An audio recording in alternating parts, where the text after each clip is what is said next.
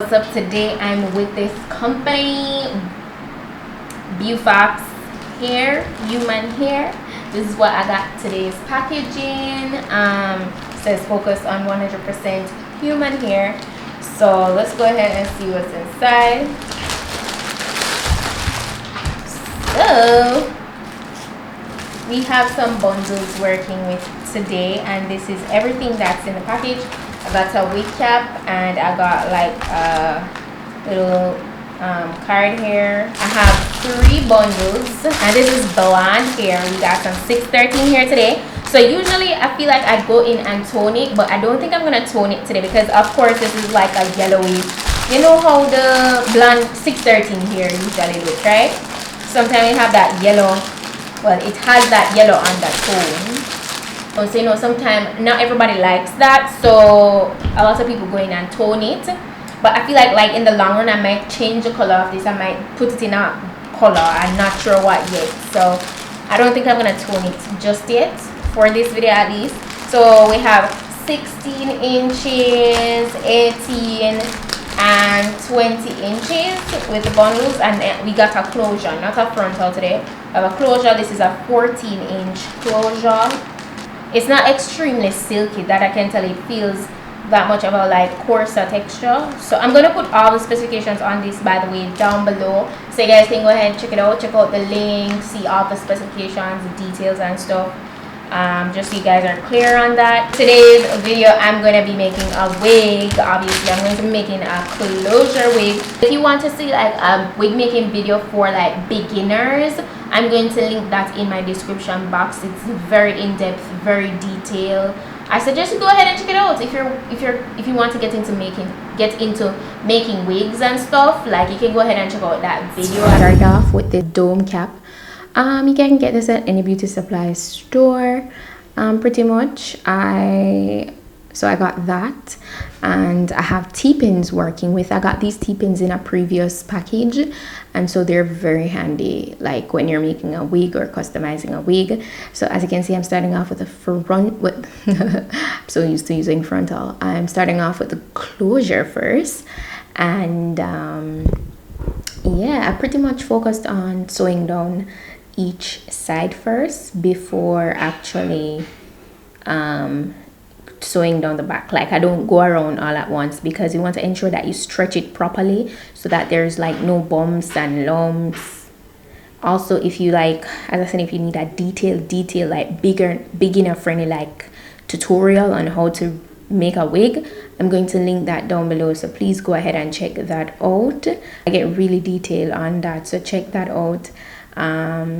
As you can see, I actually started off with using black thread here, but I mean, it wasn't really any biggie here. But like after a while of me sewing on the bundles, I was like, you know, it would look even better if I used like a beige thread, but you'll see that further down in the video. So I actually, if you notice, I'm not even speeding this up because I know that sometimes people prefer to see it, you know, in its real time, so I didn't bother to speed it up. There are certain portions to the further down in the video where I did speed up certain portions, but for the most part I kept it in real time because I wanted you guys to see exactly what I'm doing, how I'm looping my thread. It's easier to watch than explain sometimes. So this is pretty much how I always loop my thread when I make my wigs, you know, and it really helps with the longevity of just sewing the wig and all that stuff. As you can see, I'm onto the next side of the wig here, and after I'm done here, I just cut the thread when I reach at the end of the side, and then I move on to sewing down the back portion. So I mean, pretty self-explanatory for the rest of it here at this portion. So yeah,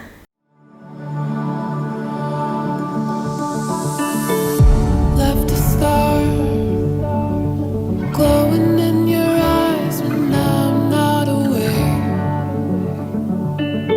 You left a scar. I fall into your lies all again. Where'd you go? Where'd you go?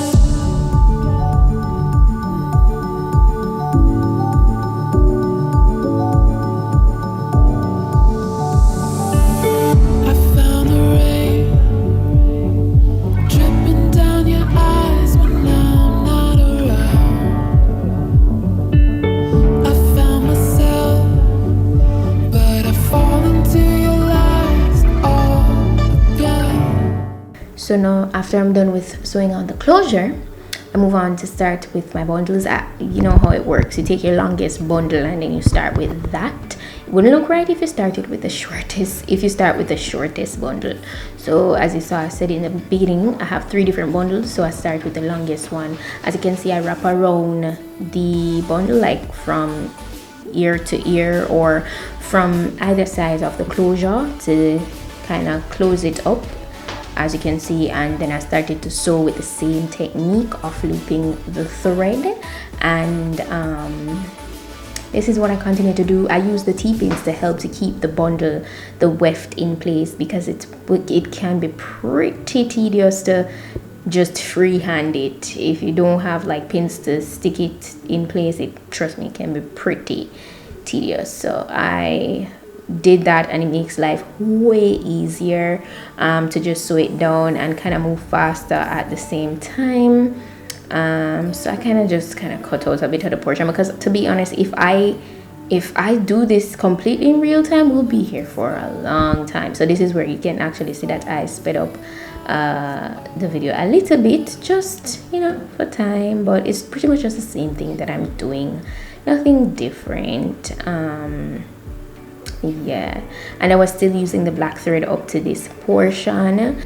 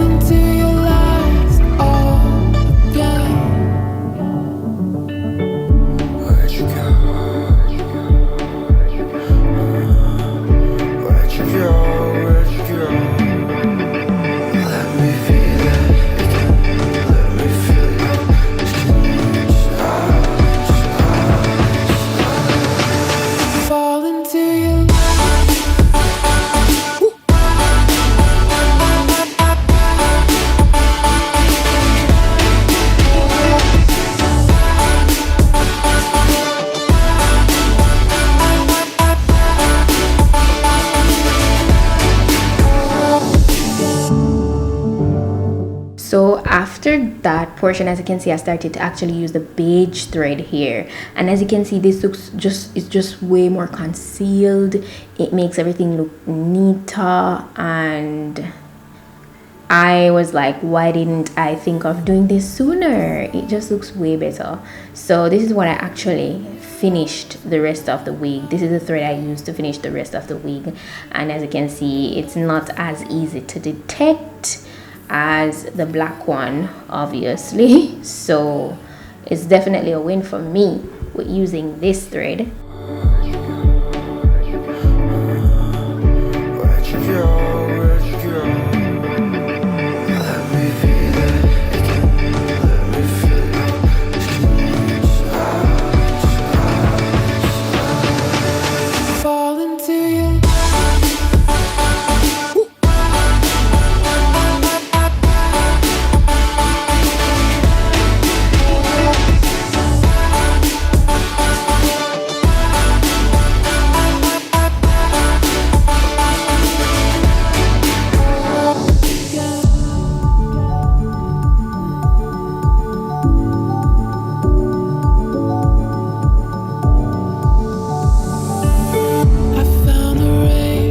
So I pretty much just continued in the very same pattern of, you know, overlapping, and I ended up using all 3 bundles, by the way. This is the end portion where I was closing up the wig, and I didn't want to miss this out because I know how serious you guys take that, like, to see you know, the wig getting closed up or whatever. So I pretty much continued sew it in the same direction. I didn't change it or anything. Ensure that everything was laying flat, and I pretty much sew it down in the same way, nothing different.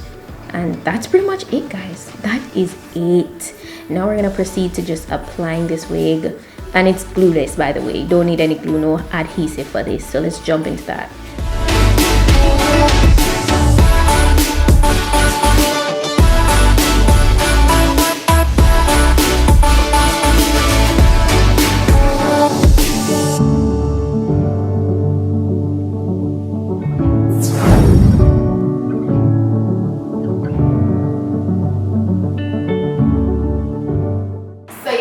That's pretty much it for this video. This is what it looks like. It's laying pretty flat. I don't always wear closure wigs, and this is one of the reasons it just never lays super flat for me, but this is laying, and it all have to do with the way how you sew it, you know.